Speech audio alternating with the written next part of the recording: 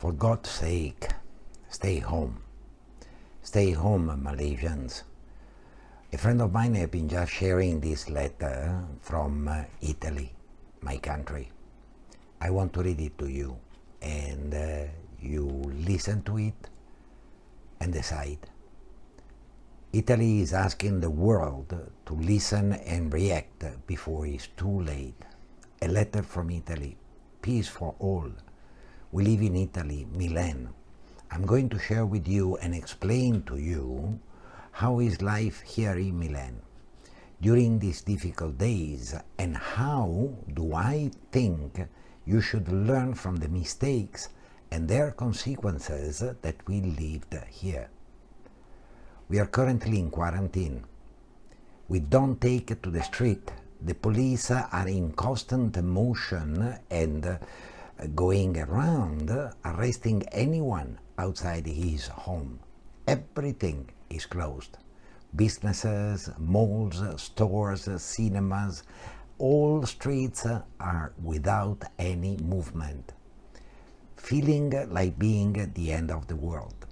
Italy, the country of living life, the country of modern lifestyle, fashion, and so on, has been transformed from one moment to the next one in a country like being at a dark side of the war.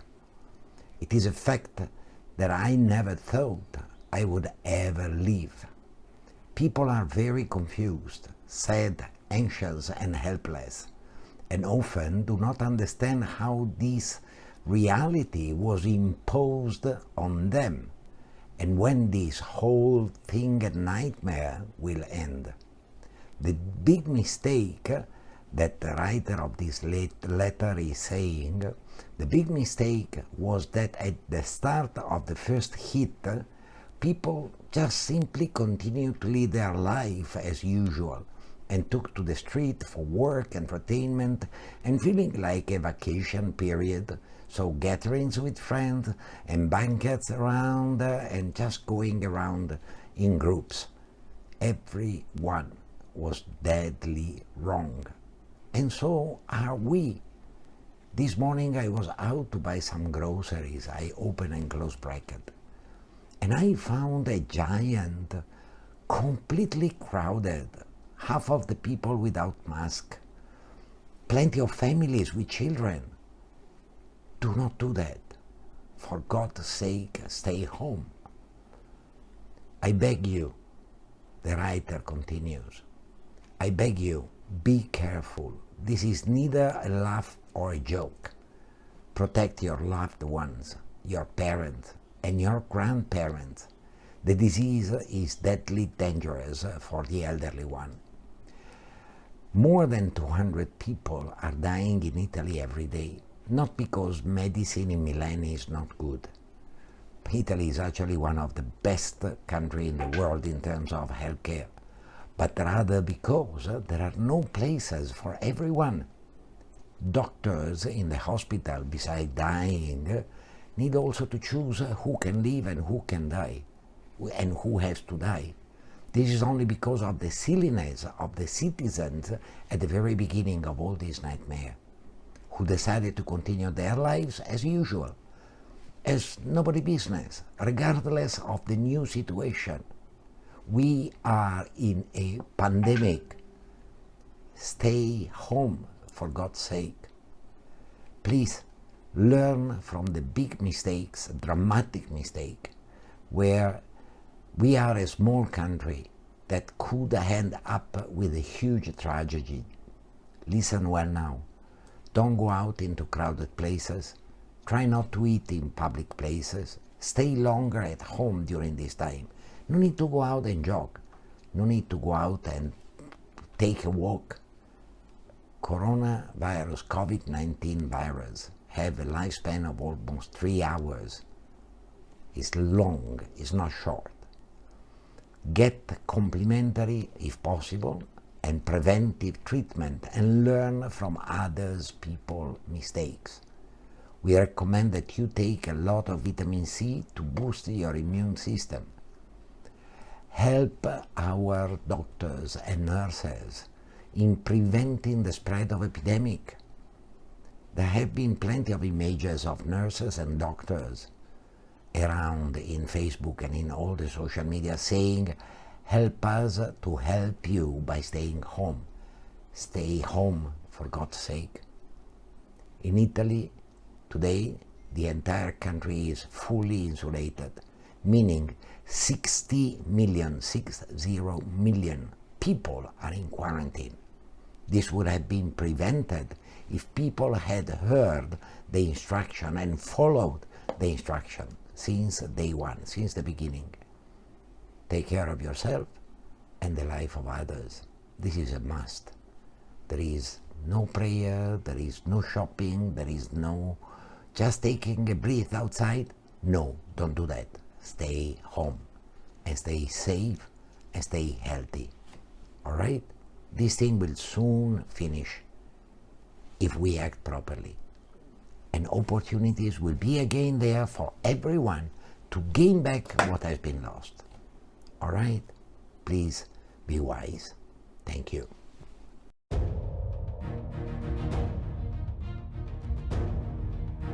In the middle of global panic and uncertainty, and fears of the perceived inevitable apocalypse brought about by the coronavirus plague, the world is desperate to know, what is our Creator saying about our demise?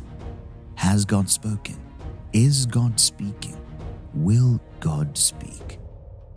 In this exposé, we shall uncover the mind of God concerning this global plague, the coronavirus.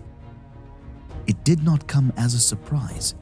God spoke concerning this catastrophic impact of the virus, delivering the curing solution for humanity through Prophet Emmanuel Makandiwa before tens of thousands several years ago in Harare, Zimbabwe. As we begin, please note that this prophecy was given on 3 separate occasions as 3 distinct parts. Watch this entire video until the very end so that you do not miss the prophecy that began it all. I saw also, now we have diseases that are coming. We have seen many diseases, and all that we have been praying about it, and we are praying, and you will have another disease more deadly, and I saw it coming from the sea. They will investigate it, they will find it, it will come from the ocean. More deadly than HIV and cancer. Very fast, very aggressive. How are they going to bring it out of the sea? I don't know. Is it a weed? Is there a creature in the ocean? Is it food from the sea? But it will originate from under the waters, from the ocean. And thousands, if not millions, if not billions, will die.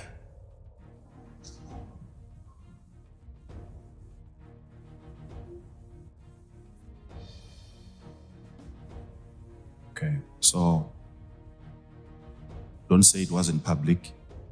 It's public.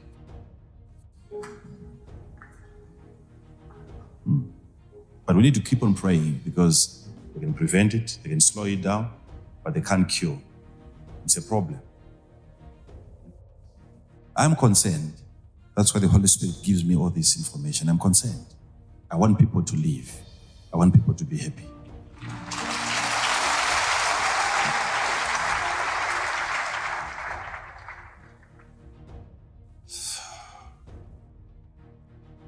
But these are things that we can pray against. Pray against, because this is not good news. Imagine sitting there watching your screen and you're seeing millions upon millions of people dying, thousands of people in one city. dying in one day. It's a plague. It's a plague. It will be serious. It will be something that will seem like it flies in the air. You will not want to look at that.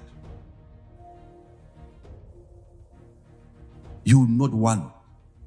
Our learned people will break down, they will cry. They will call upon the Lord. They will even call upon the Lord. They will ask God to help them. They will even insult God. It will be painful. It will be painful. It's a plague. But why am I coming to you? So that we pray against it.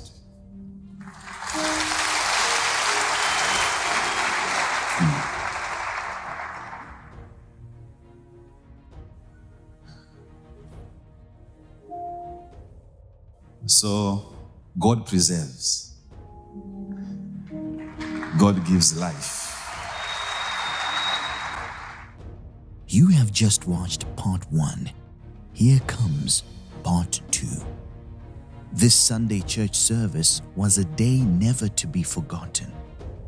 The congregation was left in wonder at the magnitude of such a plague, one that would leave the medical fraternity helpless and could potentially rob the earth of billions unless prayer was made against it. 2 months and 18 days later, Prophet Emmanuel Makandiwa returned to reiterate this dire prophecy and add more prophetic details. Again, remember the prophecy that I gave about a disease. Now each time I'm praying, I'm seeing now it's coming closer and closer and closer. A disease from the sea, which will kill more people than any disease that you have fought before. Very fast.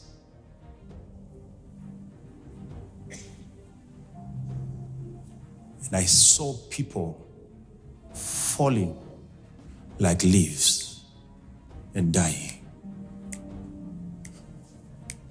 They will do everything to investigate where is it coming from. They will not find. But eventually they will confirm what I'm telling you.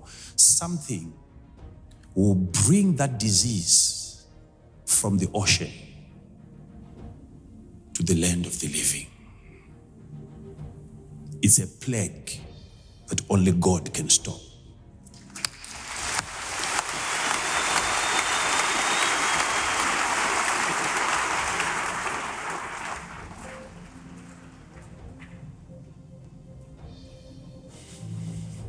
They will do everything.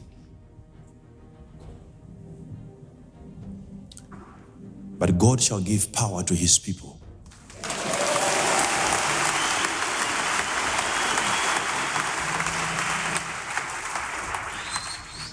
This is a plague that only God can stop.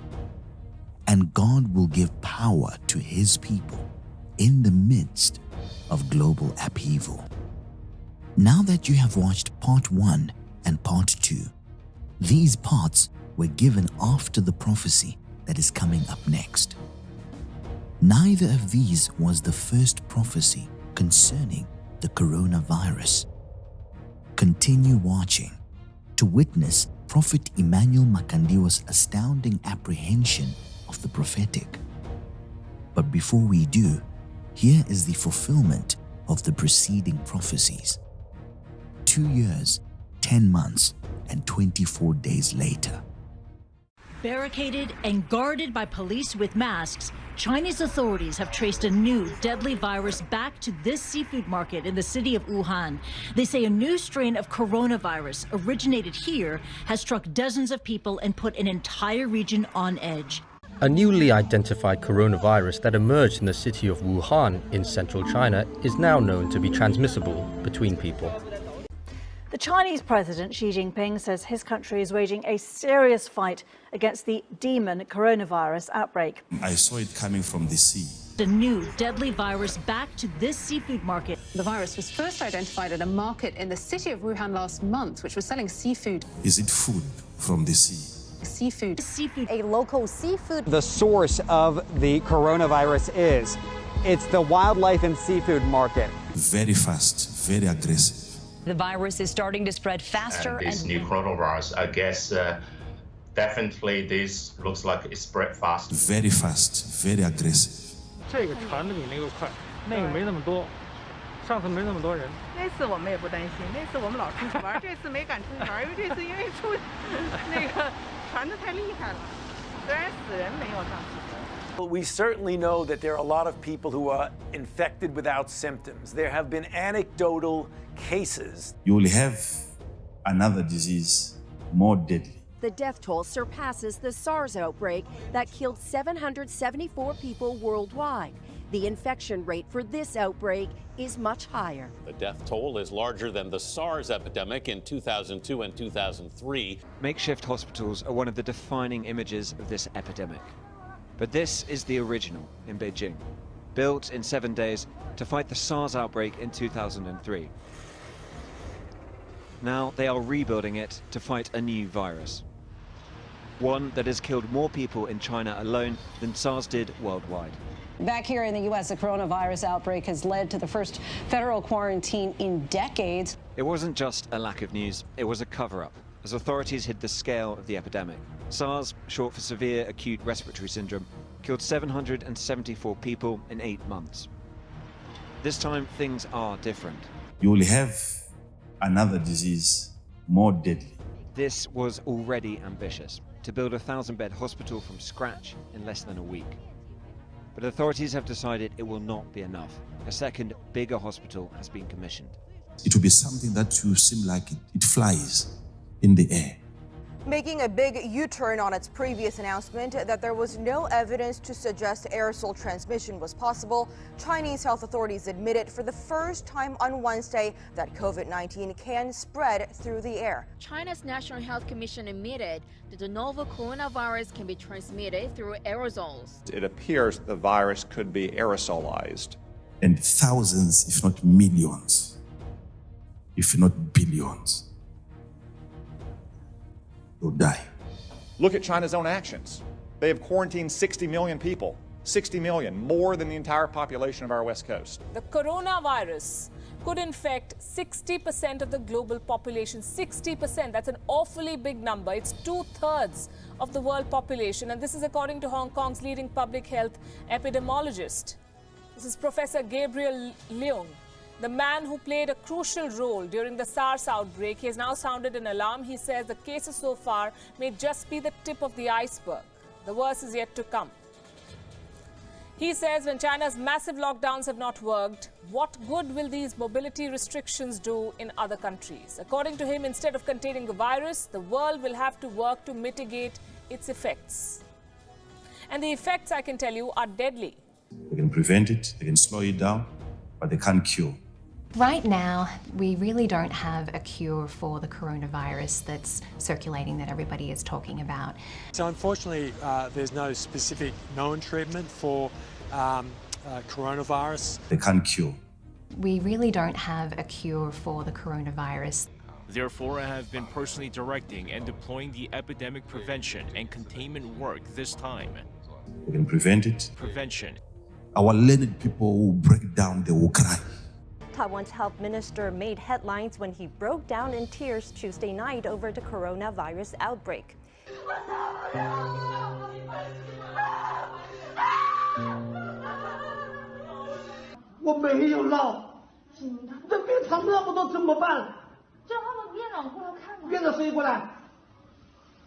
And I saw people falling like leaves and dying.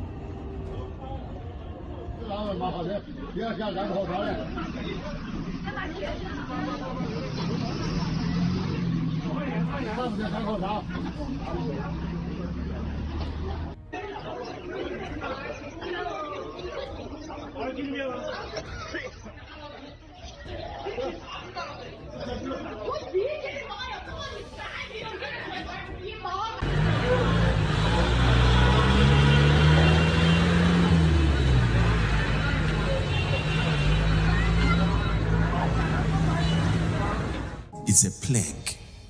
Churches in China and around the world called for 3 days of fasting and prayer in early February. It is our way to cry to God to repent and ask God to stop this plague. It's a plague. God to stop this plague.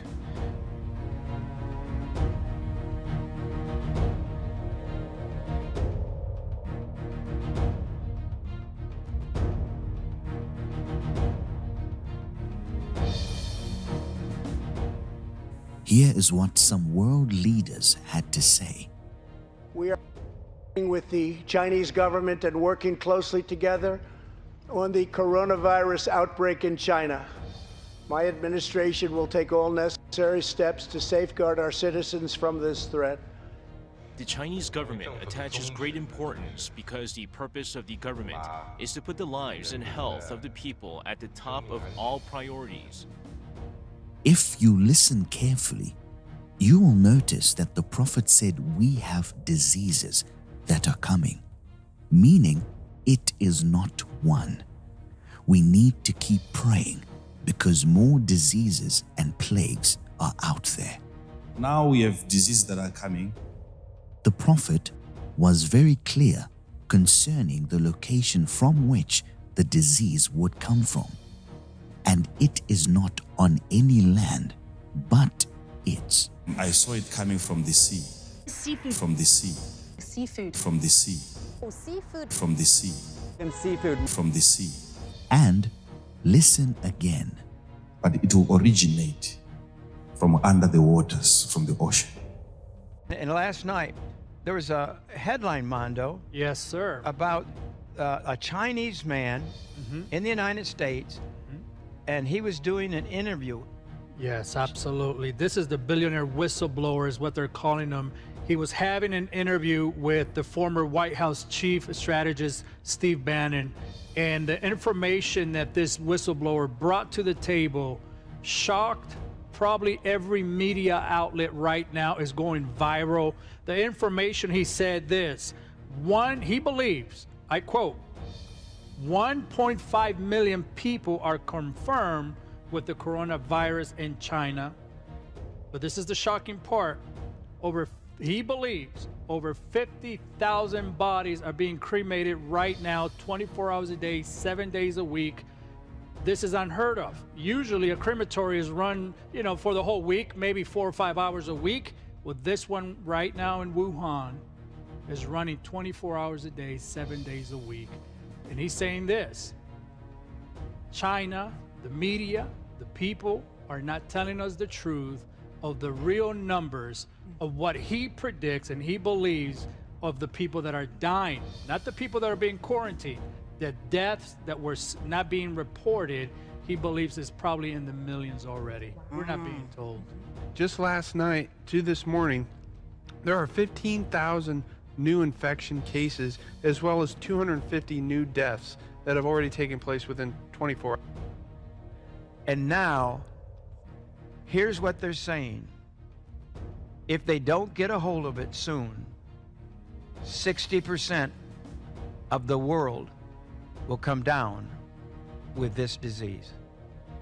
Is that right? Absolutely. According to Dr. Gabriel told The Guardian, it says this, and I quote, "The coronavirus rate of infection suggests that 60% of the global population could get the virus if it is not brought under control." The stories are unbelievable. Prayer is key because Prophet Makandiwa saw the number of fatalities going into the billions. And the world is already fearing for those numbers, just as the Prophet had prophesied. The coronavirus could infect 60% of the global population. 60%, that's an awfully big number. It's 2/3 of the world population. And this is according to Hong Kong's leading public health epidemiologist.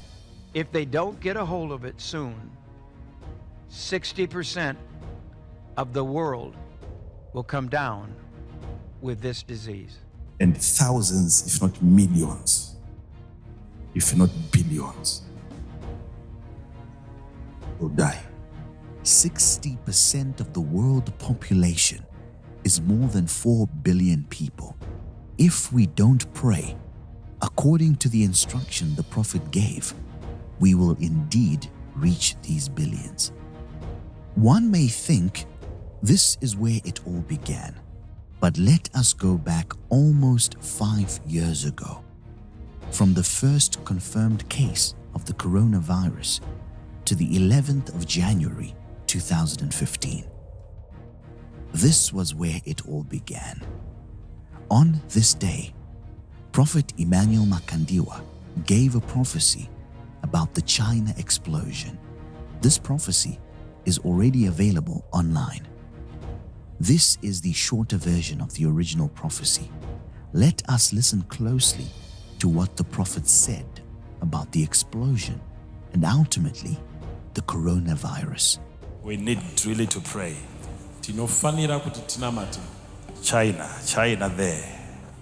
China. Don't compare it to anything. Of all the viral infections that we have seen, the Prophet begins this prophecy by warning us that what the world was going to encounter was unlike anything it had ever seen before. If that is to happen, my question is, who is safe now? The Prophet of God continues and highlights the extreme virulence of this virus. It would be infectious not only in China, but it was going to spread all around the globe. And the question would be, who would be safe from its grasp? These things are going to continue happening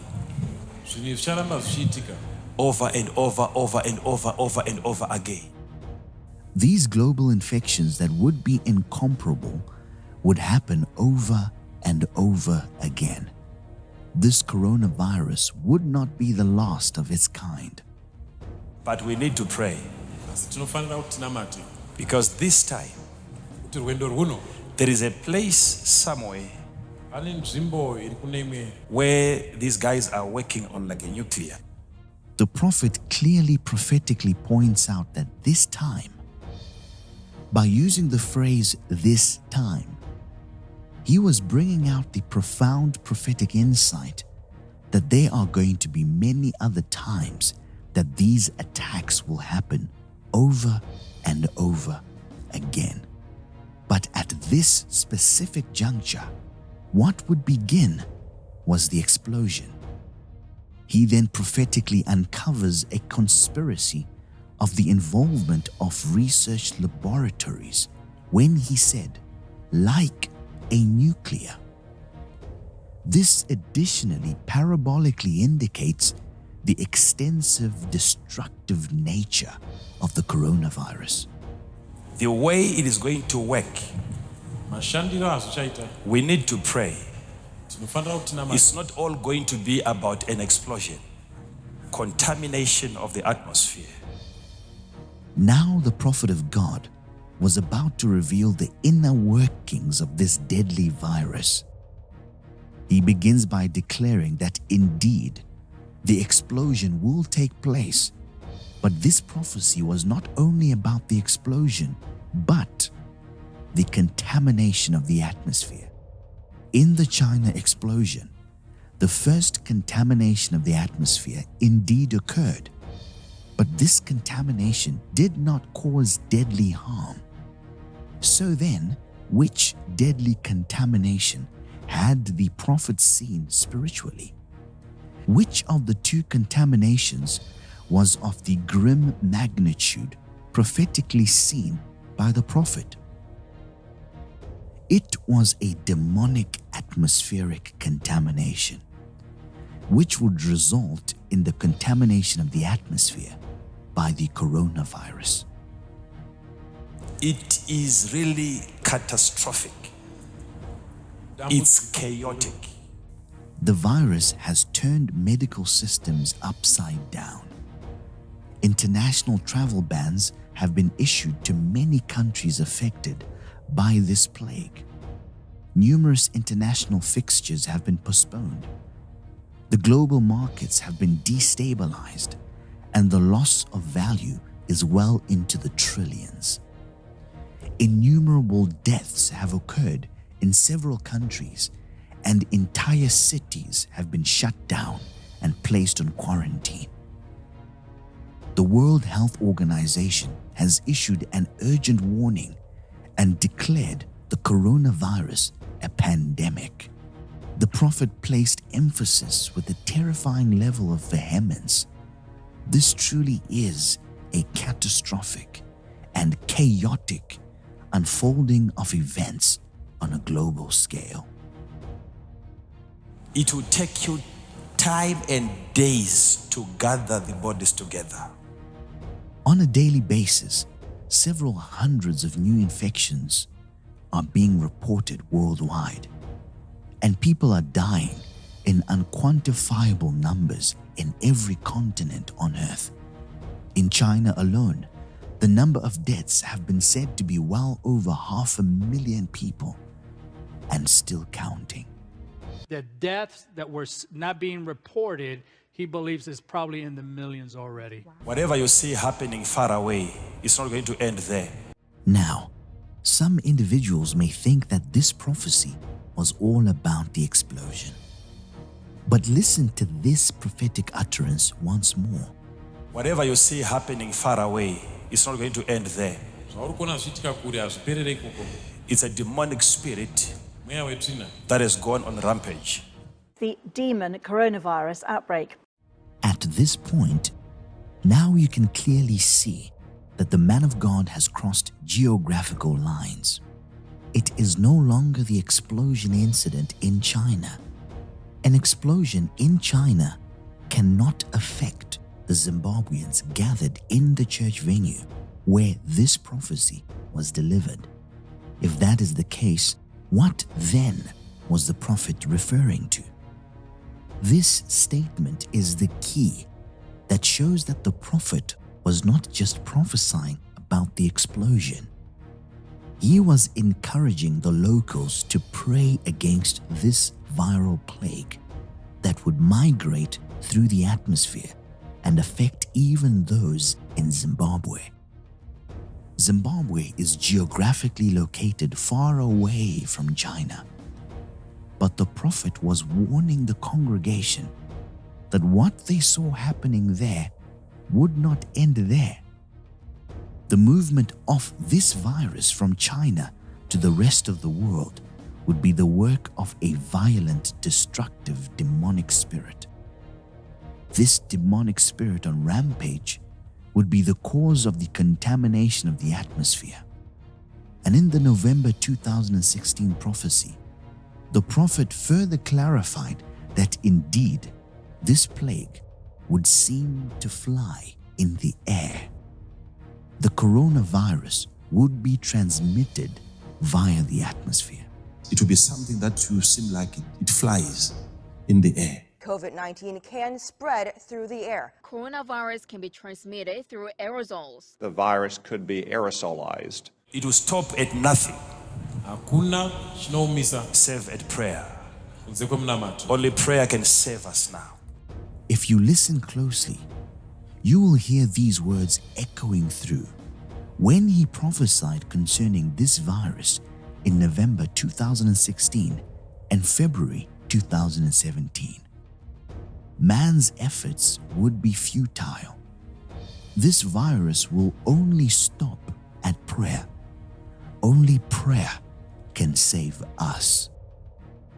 By using the word us, the prophet was placing further emphasis that this incident was not only about the China explosion, but it was about the coronavirus, which will move upon the earth becoming a major global health concern. Let us consider closely these two prophecies given in this single prophetic utterance. During the China explosion, there were few casualties, and the contamination of the atmosphere was minimal and non-lethal. This was the first of the attacks that Prophet Emmanuel Makandiwa prophesied would happen over and over again. The attack to follow in the sequence of happenings would start in China, then move with great proportion to the rest of the world. This would be the contamination of the atmosphere by the coronavirus and the eventual gathering of the bodies together because of the many deaths caused by this global plague. This sequence does not end there. Many more of these destructive global attacks will continue to happen. Within the China explosion prophecy, Prophet Emmanuel Makandiwa indicated his prophetic intentions by using the phrase, "the way it is going to work." The "it" there was the sequence of attacks, beginning in China.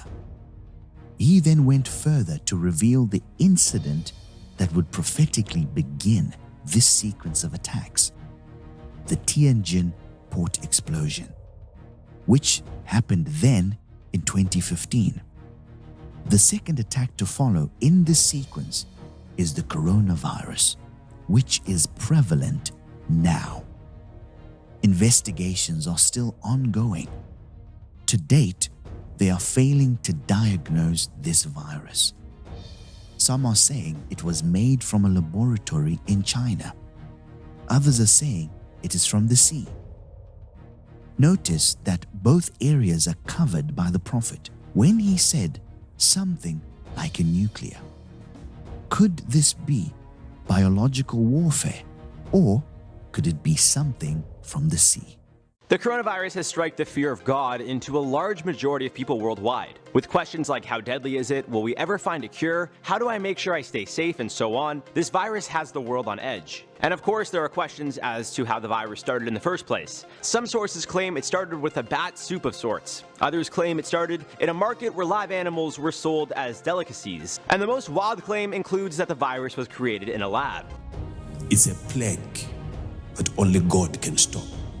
They will do everything, but God shall give power to his people.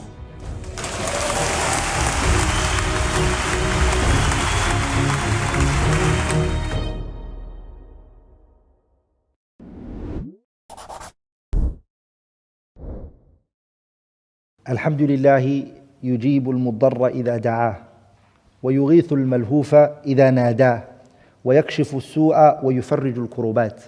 لا تحيا القلوب إلا بذكره ولا يقع أمر إلا بإذنه ولا يتخلص من مكروه إلا برحمته ولا يحفظ شيء إلا بكلاءاته ولا يدرك مأمول إلا بتيسيره ولا تنال السعادة إلا بطاعته. وأشهد أن لا إله إلا الله وحده لا شريك له رب العالمين وإله الأولين والآخرين وقيوم السماوات والأراضين. وأشهد أن محمدًا عبده ورسوله المبعوث بالكتاب المبين والصراط القويم صلى الله وسلم عليه وعلى آله وصحبه أجمعين أما بعد. Inshallah ta'ala, I want to give 10 advices in regards to the epidemic, the coronavirus. 10 advices that we Muslims should be taking in regards to this. I ask Allah subhanahu wa ta'ala أن يرفع عنا وعن المسلمين أينما كانوا كل ضر وبلاء وأن يكشف عنا الشدة وأن يحفظنا أجمعين بما يحفظ به عباده الصالحين إنه ولي ذلك والقادر عليه. The first step inshallah ta'ala that we should take in order to overcome this problem is to say, before the calamity generally comes, we should say, for those who are not afflicted with it, to say the following.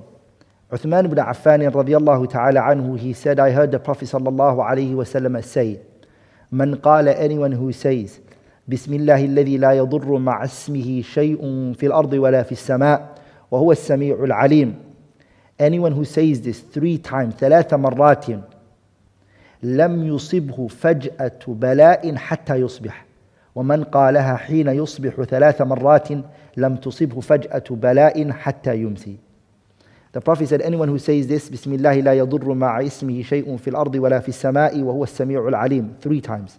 That whole entire day, that person will not be afflicted by any pestilence, and any epidemic, and any viruses.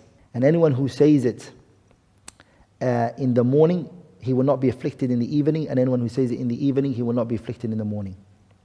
Yani this dua can prevent from you the illness coming your way. The second point, inshallah ta'ala, is to increase in saying La ilaha illa ant subhanaka inni kuntu min al-zalimin.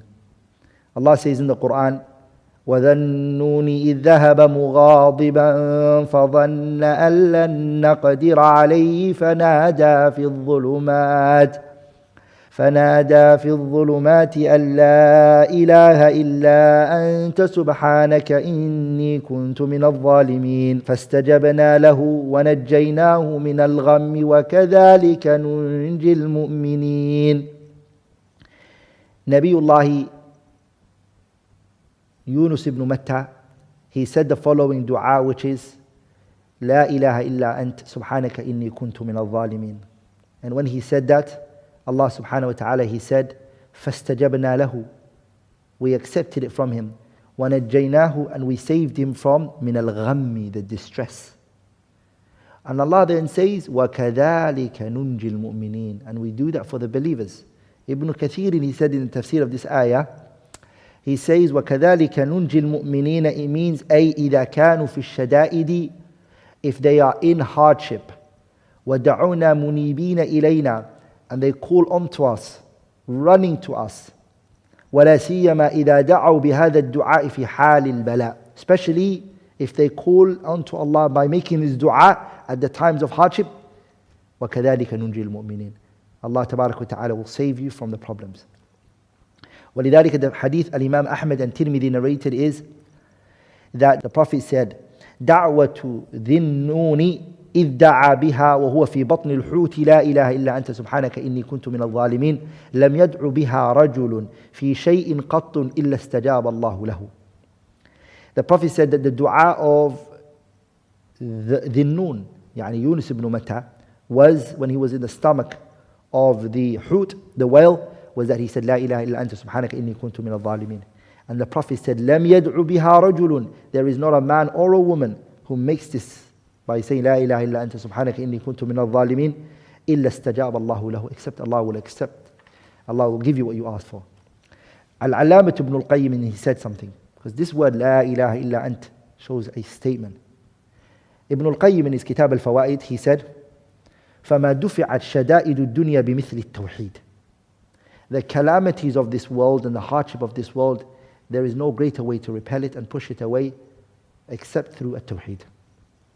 ولذلك كان دعاء الكرب بالتوحيد ودعوة ذي النون التي ما دعا بها مكروب إلا فرج الله كربه بالتوحيد فلا يلقى في الكرب العظام إلا الشرك ولا ينجى منها إلا التوحيد فهو مفزع الخليقة وملجأها وحصنها وغياثها وبالله التوفيق. Ibn al-Qayyim, he said that there is no calamities and hardship and distress that a person is put through except that Tawheed is the best way to remove it. And this is the dua that is made, which is La ilaha illa anta subhanaka inni kuntu min al-zalimin. It's called Du'a'ul Karb, the dua of distress. And that's what Nabiullah Yunus ibn Matta used. And Allah tabarak wa ta'ala removed from him the harm. And there is no other way, Ibn al-Qayyim said, greater. There's nothing greater that can bring calamities and hardship greater than shirk. Shirk brings a lot of calamities. And shirk brings about a lot of distress. It's the greatest. If you want to be stressed and you want to go through hardship and pain, take shirk. And if you want to remove hardship and pain and suffering, go to Tawheed. فَهُوَ مَفْزَعُ الْخَلِيقَةِ. Tawheed is the source that we run back to at times of hardship. It is our fortress. It is what we result to. وَبِاللَّهِ تَوْفِيقٍ Ibn al-Qayyim said. Step 3, inshaAllah ta'ala. The third advice that I want all of you to take on regarding the coronavirus is التعوذ من جهد البلاء. To seek refuge in Allah tabarak wa ta'ala from the distress of calamities and trials and tribulations. To seek refuge in Allah from it. Abu Hurairah, he narrated, and it's found in Bukhari, كان رسول الله صلى الله عليه وسلم, that the Prophet of Allah يتعوذ من جهد البلاء, that the Prophet صلى الله عليه وسلم used to seek refuge in Allah from the distress of trials and tribulations. He used to. عليه الصلاة والسلام. So this is the point. كان صلى الله عليه وسلم يتعوذ من جهد البلاء. Seek refuge in Allah from it. All of us should teach ourselves to always say, أعوذ بالله من جهد البلاء. Seek refuge in Allah from it, subhanahu wa ta'ala. Also, the Prophet ﷺ commanded us to do it. This hadith shows that the Prophet did it. But another hadith narrated by Abu Hurairah, the Prophet commanded us. And he said, تَعَوَّذُوا بِاللَّهِ مِنْ جَهْدِ الْبَلَى. Seek refuge in Allah from the distresses of calamities. Number 4. The fourth step that inshaAllah ta'ala I encourage you all to take is المحافظة على الدعاء الخروج من المنزل. To make the dua when you're leaving your houses. When you're leaving your houses, make the dua. You can take all the precautions out there. If you do not make these things, these du'as, التعوذ من جهد البلاء, and you don't make this dua of Yunus ibn Matta, لا إله إلا أنت سبحانك إني كنت من الظالمين, or you do not do محافظة على دعاء الخروج من المنزل, this tissue that you use to prevent yourself from this, or the distance that you take from being close to people, or the avoiding of being in crowded areas, all of that is not necessarily going to work, because all of this comes from Allah subhanahu wa ta'ala.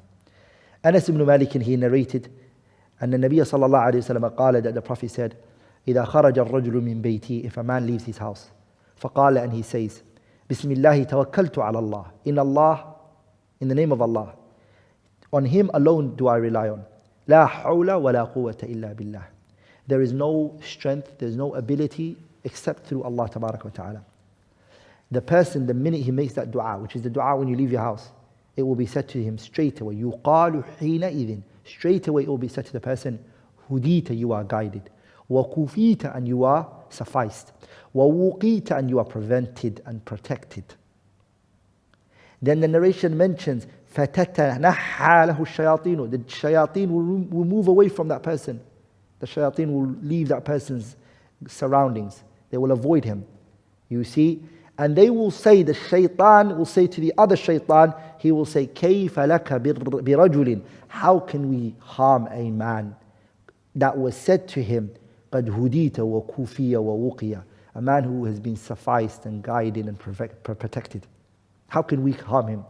لَهُ مُعَقِبَاتٌ مِّن بَيْنِ يَدَيْهِ وَمِنْ خَلْفِهِ يَحْفَظُونَهُ مِنْ أَمْرِ اللَّهِ. This person is protected because Allah subhanahu wa ta'ala has sent for him his army. وَمَا يَعْلَمُ جُنُودَ رَبِّكَ إِلَّا هُ. No one knows Allah's army subhanahu wa ta'ala. The fifth advice that I want to give inshaAllah ta'ala that will help us in regards to this epidemic, coronavirus, is سؤال الله العافية عند الصباح والمساء. Asking Allah for health and well-being in the morning and in the evening. ولذلك عبد الله بن عمر رضي الله تعالى عنهما, he said, the Prophet sallallahu alaihi wasallam, he was an individual that he would make these supplications.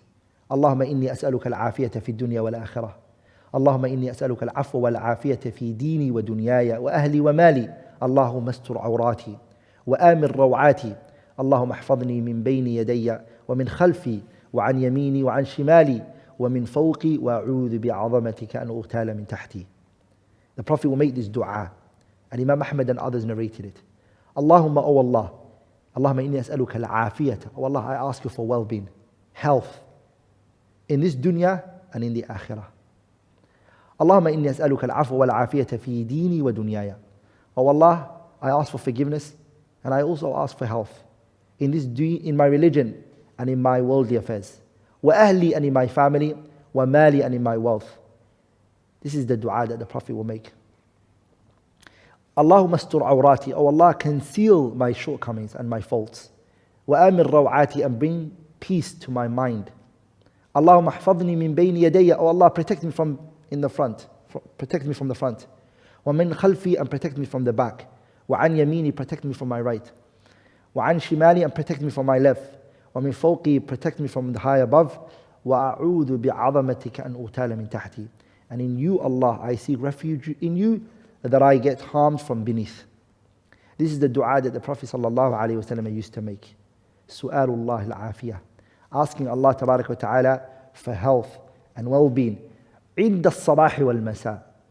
In the morning and in the evening. The 6th step is كثرة الدعاء. Increase in supplicating generally. Abdullah ibn Umar radiyallahu ta'ala anhuma, he said that the Prophet sallallahu alayhi wa sallam, he said, من فتح له منكم باب الدعاء فتحت له أبواب الرحمة وما سئل الله شيئا أحب إليه من أن يسأل العافية. Allah Tabarak wa Ta'ala, if He opens the door for a person of dua, this person makes dua a lot. If that door is open for you, the Prophet said that the door of mercy has really been opened for you. You see, then the Prophet sallallahu alaihi wasallam, he said, وَمَا سُئِلَ اللَّهُ شَيْئًا. Allah has never been asked. Pay attention and underline this point. Allah has not been asked, subhanahu wa ta'ala, anything more beloved to Him than what? مِنْ أَن يُسْأَلَ الْعَافِيَةِ. For Him to be asked about afiyah. Afiyah means health and well-being. The thing that Allah loves the most is that a person asks Him for al-afiyah. The Prophet ﷺ also said, إِنَّ الدُّعَاءَ يَنْفَعُ مِمَّا نَزَلَ وَمِمَّا لَمْ يَنزِلْ فَعَلَيْكُمْ عِبَادَ اللَّهِ بِالدُّعَاءِ. Tirmidhi narrated this and others. That the Prophet ﷺ, he said that dua benefits for whatever has befallen you. If something has happened to you, the dua can help you. And the dua also works for that which hasn't happened to you yet. You see? And then the Prophet then said, فَعَلَيْكُمْ عِبَادَ اللَّهِ بِالدُّعَاءِ. All the slaves of Allah, upon you is to supplicate. So increase. Allah Tabarak wa Ta'ala is shy. And Allah is generous, subhanahu wa ta'ala. And there is not a slave that raises his hands and begs Allah Tabarak wa Ta'ala except that Allah gives him what he asks for. Number 7. توقي المواضع التي فيها الوباء. Avoid places where these coronaviruses is mentioned. Stay away from it. Abdullah ibn Amir radiyallahu ta'ala anhuma, he said أن عمر radiyallahu anhu, that Umar radiyallahu anhu خرج إلى الشام. He went to Sham. فلما كان بالسرغ بلغه أن الوباء قد وقع بالشام. And when Umar radiyallahu anhu reached a place known as Sargha, when he reached that place, Umar radiyallahu anhu found out that there was an epidemic, there was a virus, there was a plague in Sham. Abdurrahman ibn Auf came to Umar radiyallahu anhu and he said to him, إِذَا سَمِعْتُمْ بِهِ بِأَرْضٍ فَلَا تَقْدَمُوا عَلَيْهِ. If you ever hear of a plague, of a virus that hits a land, then do not go forward. وَإِذَا وَقَعَ بِأَرْضٍ وَأَنْتُمْ بِهَا. And if you are in a land where the epidemic has happened, and you are in a land where the virus has happened, then do not leave it. فَلَا تَخْرَجُوا فِرَارًا مِنْهُ. Don't run away, don't leave that land running away from the epidemic. Abu Hurairah also narrated that the Prophet ﷺ, he said, لا يورد الممرض على المصح. That a person who's healthy should not be in contact with a person who is sick. Should avoid it. So Islam is a very practical religion. All these are things that our Prophet ﷺ spoke about. Stay away from places where there's large gatherings, where there are many people who are going to come. Some people today, they wanted to do particular things, and that's what they wanted to do. And so what happened to them is they were not able to do this because of the epidemic. And so what did they do? They started to blame governments and systems, and they started to blame organizations because of the fact that these governments or these organizations have prevented them from large gatherings. And this is not a wrong action on behalf of these governments, and it's not a wrong action on behalf of these organizations, because it's part of our religion to stay away from places where there are these viruses. We should stay away from it. So if you know there is a person who is sick and you know there is a person, avoid it. Number 8, صنائع المعروف وبذل الإحسان. Being kind and generous and good to people is actually one of the ways that Allah subhanahu wa ta'ala removes calamities and illnesses from people. Anas radiallahu anhu, he heard from the Prophet sallallahu alayhi wa sallam that the Prophet said, صنائع المعروف تقي مصارع السوء والآفات والهلكات وأهل المعروف في الدنيا هم أهل المعروف في الآخرة. The Prophet sallallahu alayhi wa sallam said, the good doers, those who do good for others, they are prevented from things that are harmful. They are prevented from plagues and epidemics. They are prevented from harmful things and destruction. Allah prevents them from it. And the Prophet went on to say, وَأَهْلُ الْمَعْرُوفِ فِي الدُّنْيَا, the good doers of this earth are the same good doers in the hereafter. Ibn al-Qayyim said something very powerful in regards to this hadith. In his great kitab Zadul Ma'ad, Ibn al-Qayyim said, وَمِنْ أَعْظَمِ عِلَاجَاتِ الْمَرَضِ, one of the greatest ways to prevent illnesses is فِعْلُ الْخَيْرِ وَالْإِحْسَانِ, is to do good to the people. وَالذِّكْرُ, and to remember Allah a lot. وَالدُّعَاء, and to supplicate. وَالتَّضَرُّعُ, to humble yourself to Allah tabarak wa ta'ala. وَالِابْتِهَالُ إِلَى اللَّهِ, humiliating and surrendering yourself to Allah tabarak wa ta'ala. وَالتَّوْبَةِ, and repenting from your shortcomings.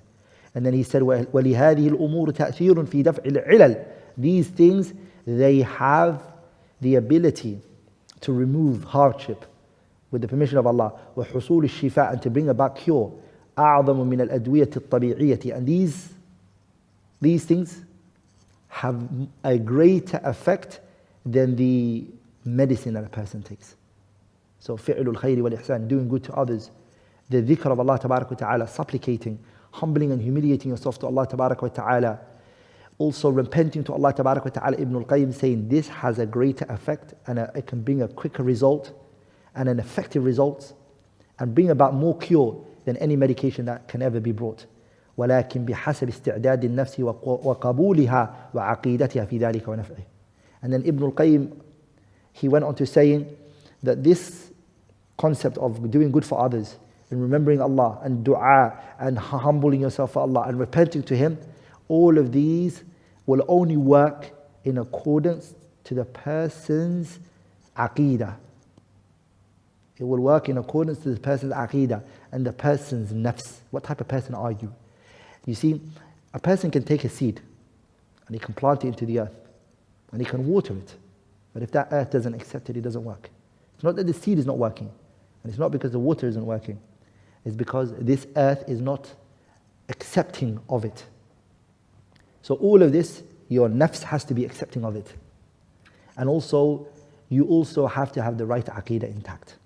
Number 9, qiyamul layl. Praying to Allah at night, subhanahu wa ta'ala. Al-Imam al-Tirmidhi narrated that Bilal radiallahu anhu, he said that the Prophet sallallahu alayhi wa sallam said, عليكم بقيام الليل فإنه دأب الصالحين قبلكم وإن قيام الليل قربة إلى الله ومنهاة عن الإثم وتكفير للسيئات ومطردة للداء عن الجسد. قيام الليل is the action of the righteous people. وإن قيام الليل, and the praying of the night is قربة إلى الله تعالى, it brings you closer to Allah. ومنهاة عن الإثم, and it removes and gets rid of sins and shortcomings. It prevents you from sins. قيام الليل. وتكفير للسيئات, and it's an expiation for your shortcomings and your mistakes. ومطردة للداء عن الجسد, and it is also a preventer. قيام الليل prevents للداء, illnesses. From where? عن الجسد, from the body. قيام الليل does that. Praying to Allah tabarak wa ta'ala at night. The last and final one, inshallah ta'ala, is تغطية الإناء وإيكاء السقاء. Covering the vessels and the containers and placing cover over it. Jabir ibn Abdullah radiyallahu ta'ala anhuma, he said, I heard the Prophet sallallahu alayhi wa sallam say, غطوا الإناء, cover the containers. وأوكوا السقاء, and the water skin, the place where you drink water from, seal the mouth. فَإِنَّ فِي السَّنَةِ لَيْلَةً. The Prophet said, in the year, there's a one time within the year that's an epidemic. يَنْزِلُ فِيهَا وَبَاء. Within the year, there's one epidemic that comes, a virus comes. The Prophet said, sallallahu alaihi wasallam, لا يمر بإناء ليس عليه غطاء. And that illness, when it comes, it doesn't go by a vessel that's covered. It doesn't touch it. You see, أو سقاء ليس عليه وكاء إلا نزل فيه من ذلك الوباء. If there's any vessels and there's cups and there's pots and there's pans that are left open, these illnesses that go into it. The Prophet is saying this, if you leave it open, alayhi salatu wasalam. Ibn al-Qayyim said something very powerful regarding this. He said, وَهَذَا, and this is مِمَّا لَا تَنَالُهُ عُلُومُ الْأَطِبَّاءِ وَمَعَارِفُهُم. This is beyond the knowledge of the scientists and the doctors. This statement of the Prophet ﷺ. This is what the knowledge of the scientists and the doctors haven't reached. Their comprehension and their knowledge hasn't reached this. وَهَذَا مِمَّا لَا تَنَالُهُ عُلُومُ الْأَطِبَّاءِ وَمَعَارِفُهُم. I want to conclude by saying, it is upon every individual to surrender his affairs to Allah Tabarak wa Ta'ala, hoping from Allah Tabarak wa Ta'ala virtue, and hoping to get closer to Him Subhanahu wa Ta'ala. All of our affairs are in the hands of Allah Subhanahu wa Ta'ala. He's the one who controls it. He controlled it way before we came into existence, and He's controlling it now, and He will always be controlling it Subhanahu wa Ta'ala. We also should nurture ourselves with patience and remind ourselves the reward of patience and its virtue. Allah says in the Quran, إِنَّمَا يُوَفَّى الصَّابِرُونَ أَجْرَهُمْ بِغَيْرِ حِسَابٍ. Those who are patient, their reward is uncountable. There is no number to it. Allah Tabarak wa Ta'ala here, He said, إِنَّمَا يُوَفَّى الصَّابِرُونَ أَجْرَهُم بِغَيْرِ حِسَابٍ. There is no accountability. They're just going to get reward, unrestricted reward. Aisha radiallahu ta'ala anha, she said, when she said, أنها سألت, she asked the Prophet sallallahu alaihi wasallam about the plague. She asked him about الطاعون. And then the Prophet said, إِنَّهُ كَانَ عَذَابًا يَبْعَثُهُ اللَّهُ عَلَى مَنْ يَشَاءُ. The epidemics and viruses are a punishment Allah subhanahu wa ta'ala sends. The plague was this illness. This illness was a punishment Allah tabarak wa ta'ala He sent. عَلَى مَنْ يَشَاءُ, to whoever He wills. فَجَعَلَهُ اللَّهُ رَحْمَةً لِلْمُؤْمِنِينَ. But for the believers, Allah made it a mercy. فَلَيْسَ مِنْ عَبْدٍ يَقَعُ الطَّاعُونَ. Because there is not a believer that is afflicted with the ta'un, the plague or the virus. فَيَمْكُثُ فِي بَلَدِي, and remains in his land, صَابِرًا, and he is patient. يَعْلَمُ, and he knows in his heart, أَنَّهُ لَنْ يُصِيبَهُ إِلَّا مَا كَتَبَ اللَّهُ لَهُ. And he knows that it will not afflict him except that which Allah wrote for him subhanahu wa ta'ala. إِلَّا كَانَ لَهُ مِثْلُ أَجْرِ الشَّهِيدِ. Except that he gets the reward of a martyr. Two things is needed from that believer. After he has come with Iman, two things that is needed from him. The first thing is that he is sabir, he is patient. He is patient. The second thing is needed from him is he knows that the only thing that's going to happen to him is what was written for him. أَنَّهُ لَنْ يُصِيبَهُ إِلَّا مَا كَتَبَ اللَّهُ لَهُ. The only thing that will afflict him is that which Allah wrote for him subhanahu wa ta'ala. If you do that, you will get the reward of a person who is a martyr. You get the reward of a martyr. أسأل الله, I ask Allah تبارك وتعالى أن يوفقنا أجمعين لما يحبه ويرضى من العمل الصالح والقول الجميل فإنه يقول الحق وهو يهدي السبيل. سبحانك اللهم بحمدك أشهد أن لا إله إلا الله أستغفرك وأتوب إليك.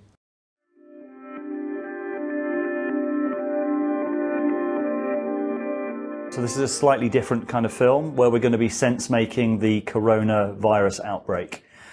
And things are sort of changing day by day, minute by minute. And this is a real sort of task for sense-making. So in this, we're going to play a few clips from different people. Some people have been on the channel before, some people who are new. And looking at sort of the wider context, the challenges to making sense of it, what are the sort of systemic fragilities and what are the sort of second order issues that this is likely to throw up. I mean, it feels like it's almost certain to stress test our societies like the sense making and also healthcare system and all of the other systems as well. And This is going to be a live, sort of ongoing sense-making exploration. So we're going to obviously return to this in future days. I kind of feel a little bit kind of frazzled right now, kind of information overload myself. Yeah, and in these kind of environments, I certainly feel a real sense of responsibility around like anyone sharing information in this time. I think there's an extra level of responsibility and awareness that certainly I feel and we feel in doing this, because anything that we're sharing can have serious consequences. And so we're going to be really, really careful with what we're saying, what we're sharing, while at the same time trying to hold the fact that things are uncertain. Some of the information seems to contradict itself. There are different perspectives, and that we all need to upregulate and to improve our sense making and discernment as we kind of go through this. So we have interviews with Thomas Pueo, who wrote an article that you may have read. It was hugely popular. It's been shared over 24 million times. It's an amazing piece of work of about 37 pages. And as far as I can tell, it's more complete and more well-researched than anything I've seen in the mainstream media. And Thomas isn't a journalist. Thomas works in tech. So this is going to be another factor as we look at, like, if some of the sense-making organs are being overwhelmed and not fit for purpose, where are the new sense-making people and networks coming from? We're also going to hear from two people who've been on the channel before. Alex Evans, who's a former UK government advisor and also the creator of the Collective Psychology Project. We're also going to hear from Josh Fields, who was on the channel quite recently talking about collapse and systems change, systems fragility. And we're also going to hear from Joe Edelman of Human Systems. And Joe has not been on the channel before, but he is in this sort of wider sense-making community and is very, very highly regarded. And he's got a lot of really interesting stuff to share. So you mentioned the word frazzled before, and that's certainly what I'm feeling right now, having been delving into lots of different sources of information. And there's a couple of other concepts we've talked about on the channel, which I think are really being tested right now. So one of them is sovereignty, this ability to stay connected to ourselves, but also be receptive to the world. And another is discernment. You know, with this huge amount of information and a huge amount of uncertainty, complexity, and chaos, really, with things changing every day. You know, I've certainly felt that in myself, both of those things, my sovereignty, my connectedness to myself, and then also my discernment, especially this huge, almost overwhelm of information. So that, and I've also been reminded, you know, firstly, I think we're all experiencing that, or pretty much everyone I've spoken to is experiencing that. It's something we're all experiencing kind of at the same time. And so this process of making sense live feels like important, but for me also feels like one of the only things I feel like I can do right now. It's just kind of do the best job I can and kind of making sense, staying as centered as I can, and being as discerning as I can as well. Yeah, I think, and it's one of those times where you can almost feel like the collective consciousness. Like everyone is aware of this, everyone is responding in their own ways. And just the blizzard of sense making as well, just things are changing hour by hour, minute by minute, and probably even by the time we upload this in a couple of hours time, things will have changed. So this is not an attempt to kind of make sense of what the current state of affairs is. And we're going to direct people to, and give some links to people to follow on Twitter and other sense making environments so people can kind of track that stuff. Given that this is kind of real-time sense-making, we would love to hear from you guys. Put any sort of really well-researched or really interesting sense-making resources into the comments below. We're also opening up a new thread on the Discord channel, and we're looking to make sense while being mindful that we don't want to take resources away from people who are doing that well elsewhere. So if you feel that there are communities that are doing this well elsewhere, please do get in touch. So we've created a new email address for anyone who feels they've got something to add to this kind of ongoing project, and we'll bring that up on screen now. So I'm going to play part of the interview with Thomas Pueo, who wrote this incredibly viral article that has been shared over 24 million times in the last few days. You wrote an article that was incredibly well researched. I think it was about 39 pages in total. That has been very, very popular. I think it's been shared over 24 million times now in the last few days. Would you just be able to sort of summarize, what do you think is the main takeaway from that article that people need to know? The number of cases of coronavirus is exploding globally. People don't realize that's happening because this is exponential. which means that at the beginning it's very slow and suddenly it explodes. That is why most countries have not taken the measures that they needed to take. The moment to take the measures, it's when it's here. It's not when it's here. At that point, the outbreak has already exploded. So what you need, so the goal of the article explain what's going to happen, which is if you don't do anything, the cases are going to explode. Once they explode, they're going to overrun the healthcare system. Once they do, the mortality rate of the coronavirus will explode, probably up to 10 times higher mortality. Thomas, can I ask your background? Because I understand you're not in the media, you're not a journalist. How long did it take you to write, and what's your background for doing this? So I had spent, before I wrote it, I had spent around 2 weeks researching this, around 4 to 5 hours a day. And I think your underlying question is, why should people listen to me? And I think the answer is they shouldn't. They shouldn't listen to me. I am not an epidemiologist. I'm not a biologist.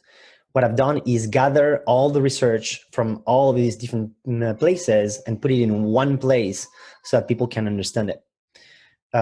You should judge the article based on the data and the arguments and the sources, not on the fact that it's me. It so happens that I have a couple of background elements that have helped me put this together. I'm an engineer. I have 2 Masters of Science, so I'm very, very close to all things data and analysis and statistics.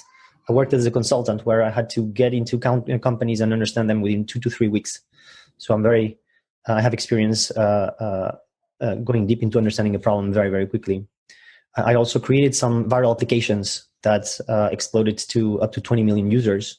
So I am acquainted with the analytics of virality. So I think these are some of the reasons why I was able to put these 2 together, but people shouldn't see me as the person making the arguments, but rather making the assembly of the arguments. And so we talk a lot on this channel. We look very closely at sense making. What are the failures in sense making, and especially about how do we get better? How do we up-regulate our discernment and our sense making? And it's really interesting that you seem to be doing something that so far the mainstream media hasn't done to that level. Why do you think that is? Well, the media and politicians, and I care about both, but I care more about politicians.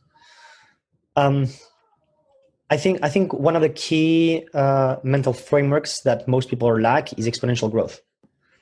In my job, I didn't mention that, but in my job, both in the viral applications, but in tech in general, you're going for exponential growth, and you understand the mechanics of exponential growth. So when you see that something is growing at 20% or 30% day over day, you freak out. Either you're super happy if it's your product, or you're super scared if it's a virus. But because you understand what's going to happen in a week, 2 weeks, 3 weeks, 3 months, 4 months. So I think that's one of the key issues why people didn't understand what was going to happen. There's also an issue of connecting the dots here, because it's not just one part. This is a puzzle, and you need to put it together. And most journalists, especially when they're covering news, they are not trained to put all the pieces together.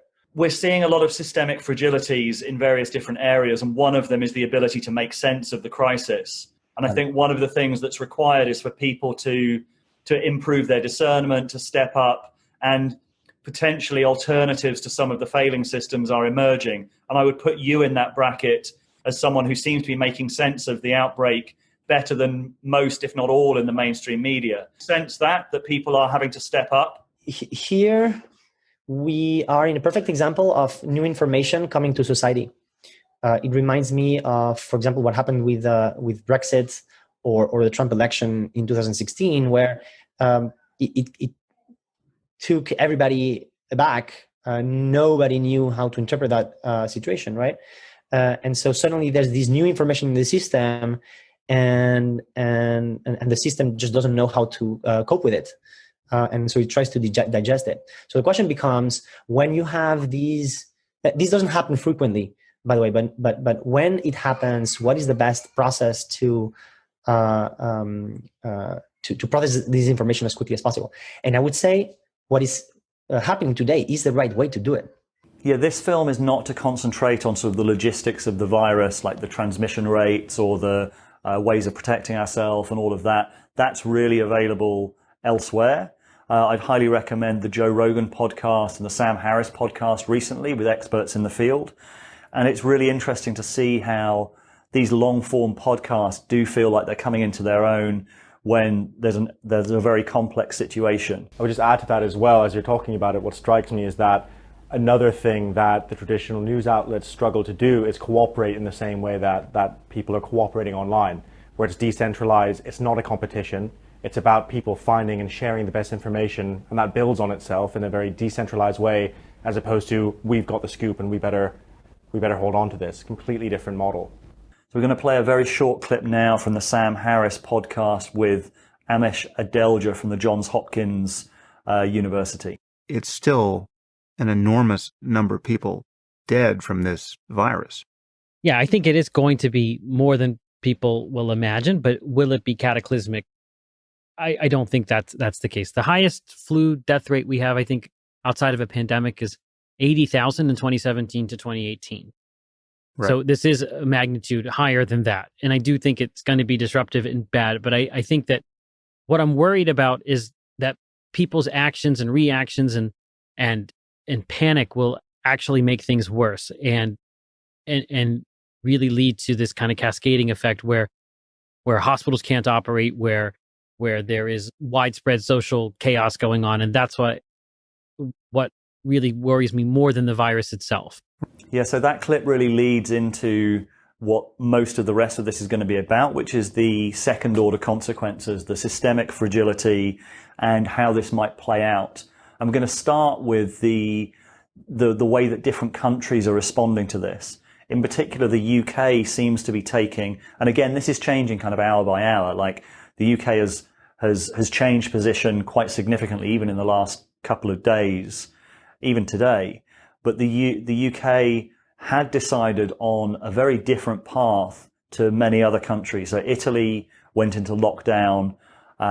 China went into lockdown. That seems to be what Spain is doing and what most of the other European countries are doing. The UK decided on a course of what they're calling herd immunity. And this is why this is really interesting, is that the UK, one of the most senior advisors in the UK is a guy called Dominic Cummings. And Dominic Cummings is incredibly well versed in complexity theory, in some of the kind of topics that we've talked about on the channel, and a lot of people who are kind of involved in making sense, in the sort of sense-making community would be very well aware of. And Cummings, if you look at his blog, he kind of details all of these, like he's a first principles thinker. He's very allergic to doing what everyone else is doing. He's very allergic to the status quo. And so it's interesting that he's chosen, or we assume that he's heavily involved in this decision by the UK government to the nature of the British political system, if you're kind of watching from the US, is much more centralized than the US. And power is very concentrated on the Prime Minister and very concentrated in the Prime Minister's advisor in this case. He's very, very powerful in the UK. And despite the huge pressure to change course, at the moment the UK looks to be taking a different step. And I talked to Alex Evans, who, as I said, used to work in the British government, about this, and also Josh Fields. So they're talking about something called herd immunity, which is that they're assuming that most people will get the virus. So they're wanting to manage the numbers, and once they're calculating that 60% of people have developed immunity, then there will be some immunity in the population. But I think that also depends on one key unknown, or that may be unknown, is whether immunity develops. And if immunity doesn't develop, then that's not only a high-risk strategy, it's actually potentially a really suicidal strategy. Yeah, so let me just unpack that a little bit. Herd immunity is really the UK, this is the second principle of why UK government policy is different. Herd immunity is basically saying, look, people are going to get the virus anyway.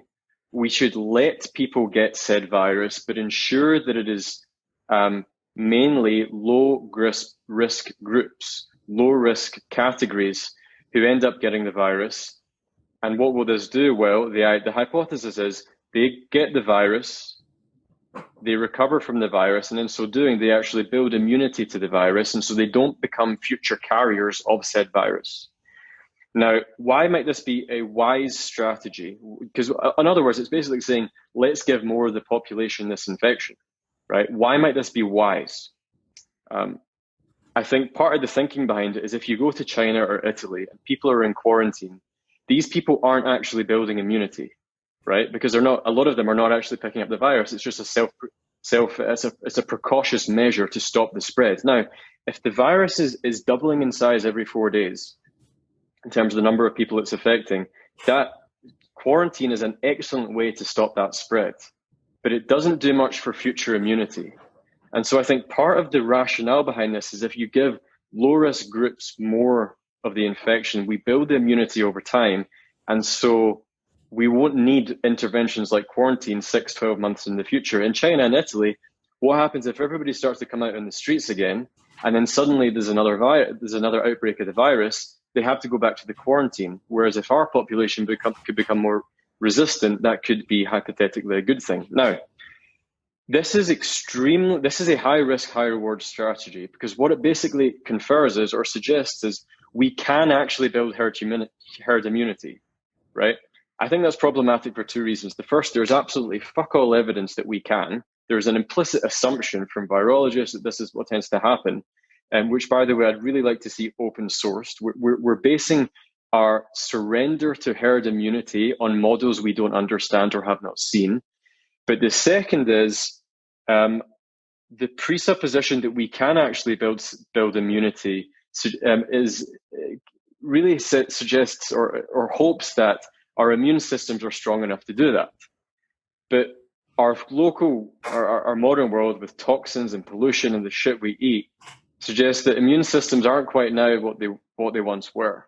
And so it's a big risk. It's a hell of a big risk. And I'd love to see things open sourced to really know why, the rationale for this. But just to give a summary then, the UK is different in two ways. We're not encouraging social isolation because of behavioral psychology and because of herd immunity.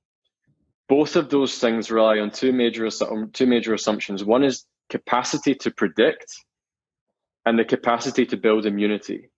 I think we need to see more evidence as to why those are fair assumptions to make.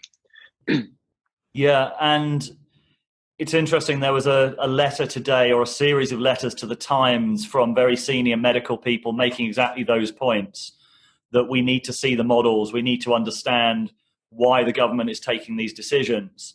And while I'd agree with you, I also wonder if there's a second factor involved, or another factor involved, which is that we're not very good at talking about risk, especially in the media.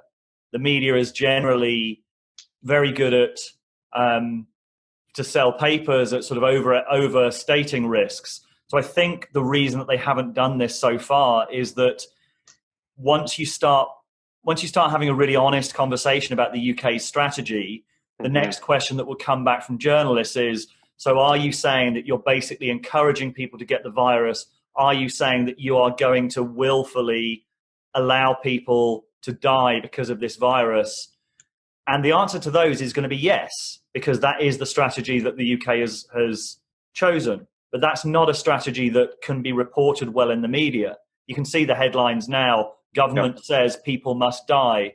So that is, I think, another failure condition of the response to the virus, is that we're terrible at understanding and talking about risk, and we're terrible about being able to communicate that without scaremongering. And that's another systemic fragility that I think is being shown up with what's going on at the moment. If we were to speak in really crude terms as to what herd immunity actually means in practice, it's really us taking the government taking agency over how much it titrates the virus. It basically says we're going to allow the virus to get to this amount. When we think it's reached our peak, i.e. when we think our health care resources can no longer handle more, we will titrate it and we'll close schools and we'll lead to social isolation. But really, if you kind of read between the lines of what that means, it is really saying like, we're going to allow death now we're going to stop death. We're going to allow death now and we're going to stop death. And I think that is, politically infeasible. On the media aspect, I think you're right that it becomes difficult for the government to be upfront about the dilemmas and trade-offs that any government has to navigate in this kind of an issue. Because as you say, the media will often, go into kind of gotcha mode and aim to kind of embarrass the government or go for the most sensational angle possible. I mean, it's not unlike the Facebook algorithm, which will push content at us that's the most triggering or outraging or scary content because they know that that's the most effective way of monetizing our attention. And of course, the media have many of the same incentives in place. So, I mean, I think that, one of the interesting things in all of this is that, we are all speculating about what is the top-down strategy from government here. But also, if we focus on the things that are, if you like, within our own circle of control, there is this whole other aspect, which is the bottom-up response to it, which is both about people's own decisions in their everyday lives, whether they observe social distancing protocols or just assume, well, I'll be fine, it doesn't matter if I get it, whether they're engaging in panic buying or leaving goods for others, and so on. So there's that aspect. And also, I think we're seeing this weekend in particular a huge amount of self-organizing happening in communities to build street and neighborhood level resilience in a way that's really encouraging. And I think, however it plays out, and however the government strategy pans out over time, this is stuff that can only be a good thing. So I think there's, if you like, two sides to the resilience story here. So I just wanted to recap the proviso in that, because it is really, really important that the assumption of the herd immunity strategy, like we're not advocating one way or another. We're trying to make sense of different conflicting narratives and conflicting perspectives without trying to collapse into any one of them. But the important thing here is that the British government's assumption about herd immunity relies on the fact that once someone has had the virus, they develop immunity.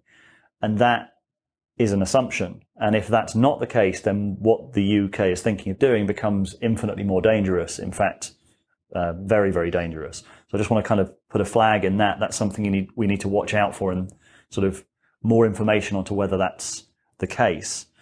And the other thing that it's worth flagging up, again, that was mentioned in those clips, is this is really challenging to mainstream media sense making, because it's very, very difficult to talk about risk in a sane, sensible way when sensationalism rules, and you can just see the questions that would be asked at the press conferences, the potential newspaper headlines, where the question is, okay, you're pursuing a herd immunity strategy, Mr. Boris Johnson. So are you saying that you want people to get the virus? Are you saying that you are going to pursue a strategy that means more people will die?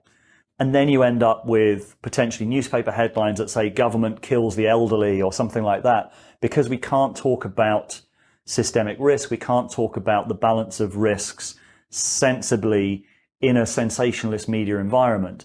And that's another of the sort of systemic fragilities that we're seeing being kind of flagged up here. And this is something that I also talked about with some of the interviewees. You've just put out a piece called The Corona Crisis and Designing Better Social Systems. And you say right at the beginning of it that this Corona crisis and the economic crash connected to it reveals yet again how Western institutions and social systems are failing. Do you want to expand on that? What are you seeing already that has led you to conclude that? Yeah, sure. I think it's a lot. So one thing that's failing is the media. And in general, there's a feeling that the US and the UK have suffered a kind of decay where people trust the government less than they used to, where the government kind of deserves less trust than it used to deserve. For a few of us that are following the right accounts on Twitter, we've actually been in a better position to make sense of the crisis. But at the same time, there's massive misinformation and confusion going on, very little ability to cohere around that. If you look at what's trending and the tweets that are going the most viral, these are not actually the ones that have the best information content. So we see breakdown in media, we see a breakdown in political systems. What do you think about the crisis in sense making that we're seeing now? Yeah.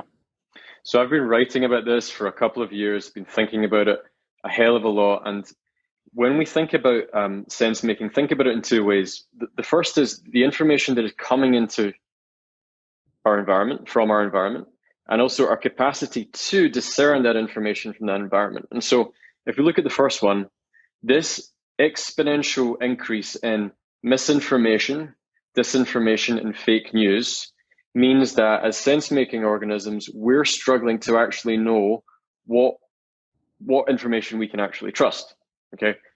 And so I don't know if you've seen with this coronavirus stuff, you've got the hippy dippies on one side, basically going, this is all some sort of conspiracy theory by the government, and it's all about love, and if you're panicking, your lower chakra energies, whatever they want to say. And then there's bots most likely disseminating bad information in order to increase systemic instability. And so the information ecology is a fucking mess. It's a fucking mess. And so if we're trying to actually get behind a consistent narrative as to what to do, and there are all these competing claims on social media, it becomes hell of a hard to sense make.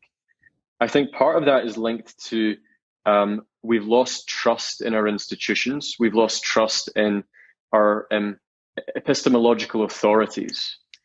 And that's problematic if we want to create a coherent, cohesive response. The other problem is, and this is when I go to the second point, which is our ability to actually take in that information, because we're so overwhelmed with anxiety and mental health issues, because our concentration capacities are actually decreasing, our ability to make discerning and sovereign decisions about what is good information and what is bad information is also compromised. So you have this juxtaposition of shitty information and shitty capacity to handle that information.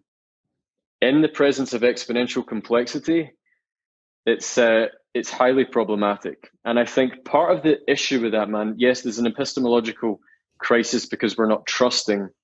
I think part of the reason we're not trusting is because this lack of truth that's disseminating, right?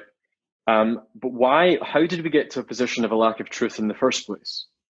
And I think part of it is we in the West, the heralds and the creators of the cultures of science and technology and engineering, i.e. truth-based paradigms, we ourselves have actually taken on more a face over truth culture than a truth over face culture.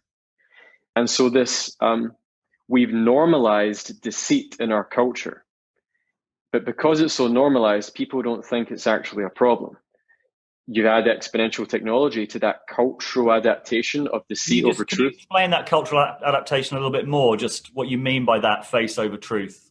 Yeah, so when you look at a lot of Asian cultures tend to put their family's reputation or their external projection to the world over and above what is actually true.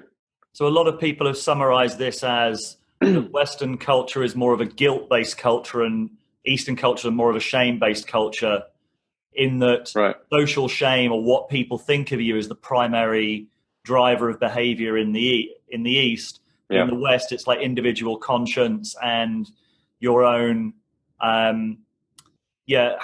being able to square your own actions with your own inner truth, and more of the Christian tradition is more on the individual. And that what you're saying, and I think I've heard a few other people say as well, is like in the social media age and in the environment that we've created for ourselves, now it's much more in the West about what people think of ourselves and less about the actual behavior.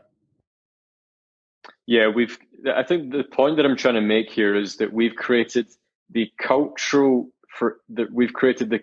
container that is just ripe for misinformation, disinformation, and fake news, because our culture no longer actually holds truth to be one of its highest virtues or values. Instead, it holds this kind of like this narcissistic co-optation to be more significant and more important. And then we have the issue of systemic fragility. I think we're all realizing that there's going to be many second and third order consequences of this as it kind of cascades through the system. And that's something that I talked to both Josh and to Joe about. How do you see this playing out sort of in the I guess, medium term in terms of the systemic fragilities? I mean, I think we're probably in for a pretty bad economic downturn. And I think what's happening is actually very promising and exciting. We're seeing a delegitimization of certain ways of doing things, and then a possible new legitimization of other newer ways of doing things. And I think this is how political change happens more generally. Like if we look at transitions from monarchies to representative democracies, it's often assumed that there's some kind of like revolution and that this is the main moment that it happens. But if you look at the American Revolution, for instance, the people that kind of took over during the American Revolution were actually already running things in the colonies. And they had a different way of operating citizens' assemblies and things like that. So they had developed legitimacy under the radar, below the level of the monarchy and the official representatives of the king. And so by the time they wanted to have an American Revolution, they'd kind of proven themselves as a new way of operating, and proven themselves in a series of crises before the kind of big crisis of the American Revolution. And I think this is the more common way that political change happens. And we can see it happening right now as the CDC, some governmental actors become delegitimized. The way that they do things clearly isn't working for the people. And new actors that maybe have no relationship to government are looking very responsible and very capable. And I think what we need to do right now is we need to do our best to make sure that the capable looking actors are also promising in terms of new social mechanisms, in terms of new political mechanisms. We wouldn't want this to go into a moment where we develop a more authoritarian or even fascist operating system because that works. We need to make sure that we have some kind of, hopefully, sort of quasi-democratic, optimistic new systems that are seen to be performing well in the crisis. And are you seeing any sort of real-world networks or projects that are happening now that are giving you hope or that you're paying attention to? Yes, absolutely. I think I see many communities. I see that there's a kind of a techno hippie scene, which I think is doing great work. It's kind of like the Burning Man, kind of that area. I see a lot of really talented, nerdy people, also the rationalists, the effective altruists. These people seem to be responding, rapidly organizing, doing better than the meta-modernists, better than a lot of the political theorists. I think what's one kind of group that's shining right now is the kinds of people who have 60 meetups around the world, like this kind of group. And it may be that they've been doing, I don't know, circling or, responsible charity stuff in the past, but now they're ready to coordinate and do something more immediate, more useful. So I think we're seeing a lot of these kinds of local communities are having a moment to shine.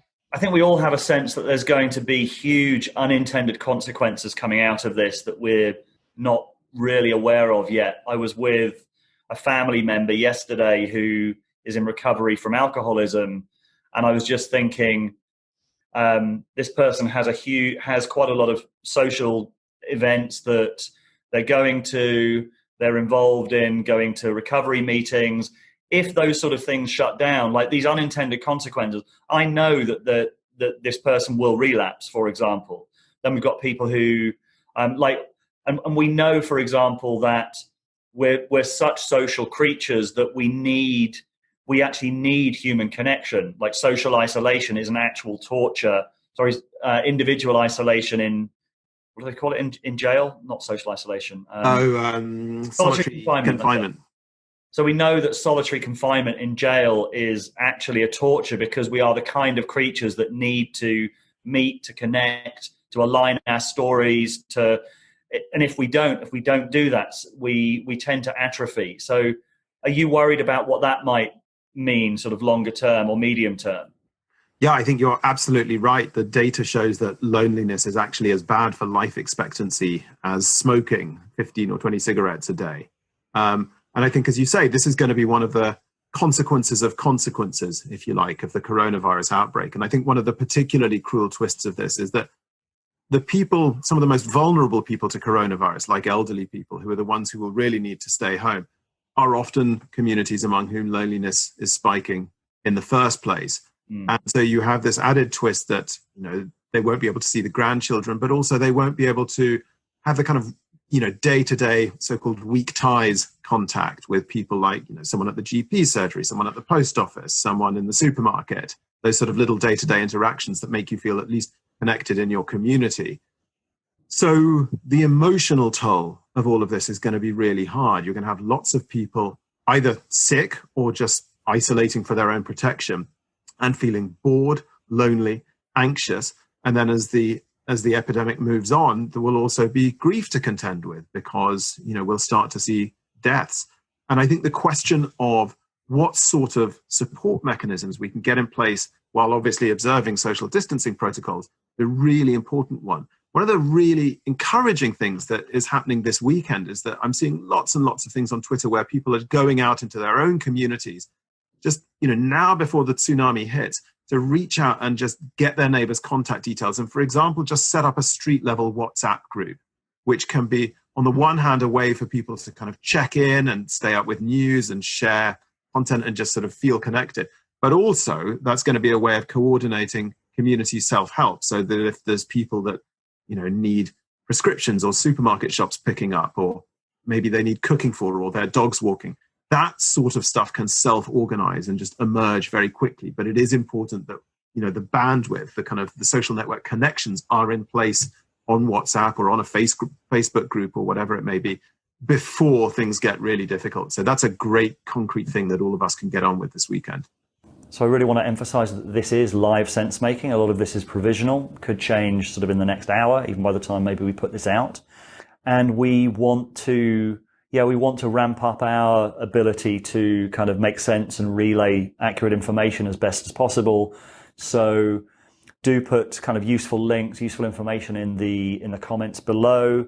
And as I said, we've created a new thread in the Discord that will be in, we're going to put all of the links and all of the relevant kind of people to follow on Twitter and places to go for good sense making into the show notes. So do look at that.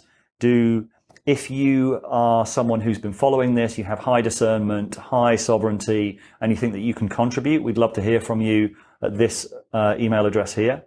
And we'll be updating this regularly. We'll, of course, be putting out more films and more information as we get it. So thank you for watching, and see you soon.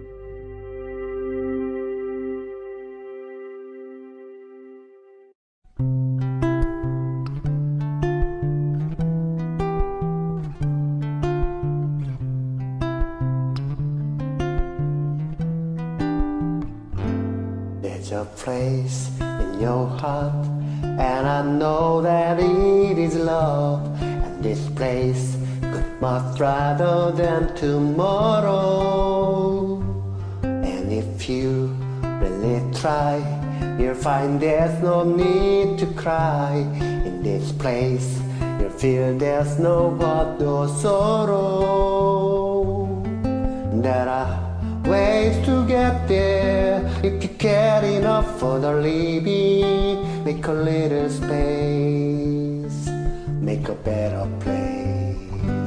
Heal the world, make it it a better place for you and for me and the anti-human race. There are people dying. If you care enough for the living, make a better place for you and for me.